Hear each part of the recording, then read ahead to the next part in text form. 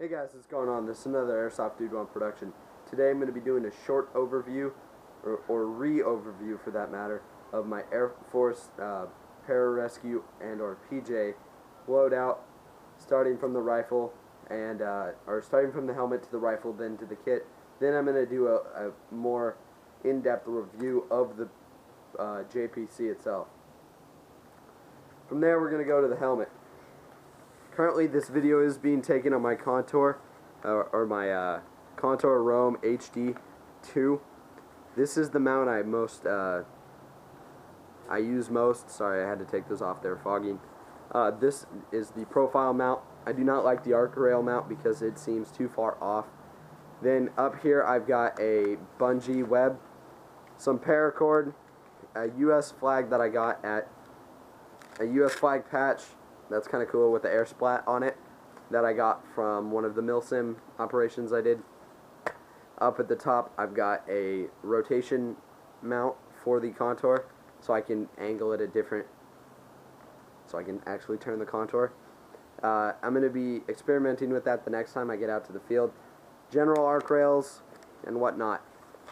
Nothing else has really changed on the helmet. Hopefully I'll be getting some replica NVGs. And on the back is my call sign patch, A24. Moving down, I did take my iron face off of my helmet, and it was stolen off my table at one of my games. So I bought a new one, but then I realized that the mounts went with the helmet when they were stolen.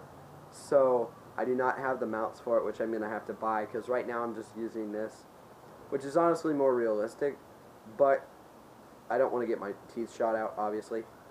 So I'm just using a Tanch Mod for that. And here we go. Moving down to my rifle. As you can see, I switched over from using a 1-point sling to a 2-point. The rifle is generally the same, besides I got a laser light combo, if you can see the laser. I don't know if you can. The light isn't very bright because the battery's almost dead. That's pretty much the only change besides the 3x and the T1 aim point. GMP T1 mag pull with P-mags, 9.6 volt battery.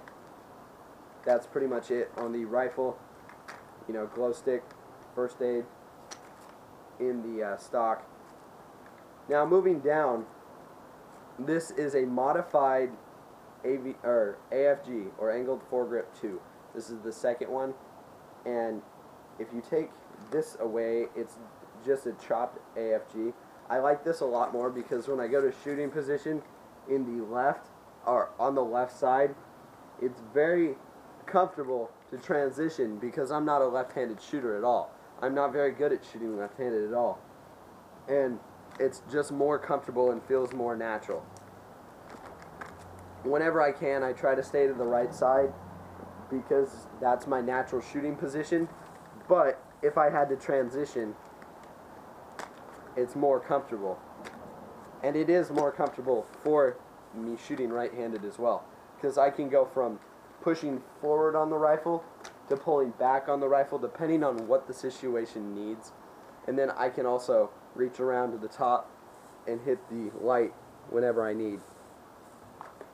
Also, the rifle's weight did go down because I did remove the larger A&P 5-watt flashlight. Hopefully I'll be getting a better sling system, and an actual mount besides two of these. That's QD, because I like QD. Setting the rifle down, moving on more to the actual kit. I'm going to start here.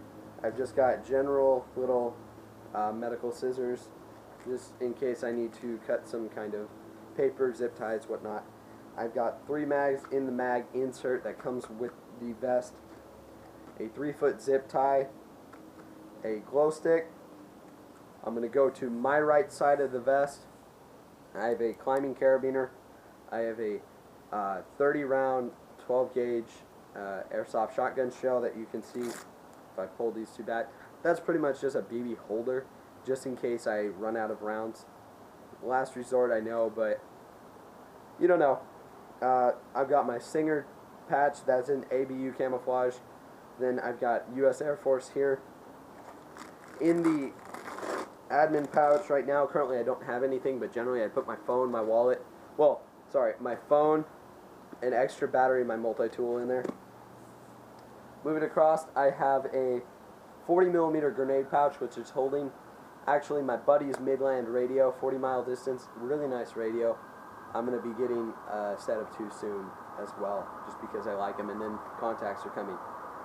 Then one Thunderbee, I put tape around these, plumber's tape, so it seals better. Moving to the back, as you can see, my hose is not going through the webbing. Normally if I go to a game I would. It comes to here. I did put it through the webbing here and through the carabiner. This carabiner is really nice because I can clip my helmet onto it, so I don't have to hold it. I clip my helmet on there and I put my baseball cap on when I'm just waiting during an intermission of a game. Moving across the back, normally, like I said, that would be tucked in right here behind, at least, or through the molly itself. Moving to the very back right here, I have a tactical assault gear hydration bladder holder in straight tan or coyote brown, and then on the back here I have 2 Thunderbee shells in a second 40mm grenade pouch. Moving across to this side, I have a ready mag for any teammate that might need an extra mag. Generally it's a high cap, but right now it's just one of my mid caps. Moving up, I've got pliers that I use if I need to take something off, break a fatter zip tie, tighten a bolt, do something on my rifle, or I don't know, push the pin out on my 1911. Also, if you've watched the Milston video, I suggest you go watch that one. It's a really good video of me defusing a claymore with that. Kind of cool. Moving across, I have my black IFAK that hasn't changed. The first aid gear has gotten smaller, so it is more low profile. Still can be ripped off. I like that, but I'm going to be getting a real IFAK or individual first aid kit. Moving across, I have 5 1911 mags, or 4 right there and 1 in the gun. Makes 5. I know PJs do not use 1911s, but I am putting this loadout. Like, I like it. I like the 1911 personally, so that's what I'm running. But I do want a 226, which is more realistic. Moved across, I don't have anything right here. But soon I will be hopefully getting M4 Kydexes and 1911 Kydexes that will go on my first line. Moving down, I have a safety retention lanyard made out of paracord and weaving the paracord, and 2 micro climbing carabiners. This climbing carabiner is an actual climbing carabiner I use when I go climbing.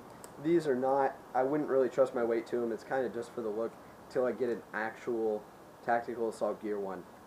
Moving down to the pouch on my multicams, I carry 2 M4 mags inside the little inserts in there, so I still have the majority of the pocket, but those are just there so if I'm down in a position where I'm looking around a corner, my mags are right here saying these are down. They also do provide some kind of knee protection because I don't wear knee pads, so I mean, or upper thigh or upper leg protection, I guess. I don't really worry about that. It's just they're there. So if I'm in a laying position, I have the mags right there instead of having to go to my kit. Moved across to the other side. Pretty much the only thing I carry in here is a map of the field where I'm going. Currently, this one is a map of Ugas or Galt. Folded up, and it's just in one of the mag pouches. Also, I can carry extended first aid gear in there, which I have done before. And then moving down to the actual belt, or not the belt is a Condor rigger's belt, or instructor's belt. Looking at the boots, they are Gore-Tex, waterproof, steel toe, Air Force boots. They go along with the Air Force uniform, the ABUs. Now, the airman uniform. They don't really go with the multicams, but that's what I have right now, so I'm not going to worry about that. Moving to my actual kit, or my vest itself. if I get to PJ or Seal, which are my two goals, depending on whichever branch I join when I get out of high school, the JPC will most likely be the vest that I run. I like the JPC over the 1694 and the Banshee style. In my opinion, the Banshee is just a modified 1694. I've seen the ones that Swick wears, the Maritime ones. Those are nice, and so are the modular. I don't know what you want to call that vest. The modular one where you can clip in and out the front.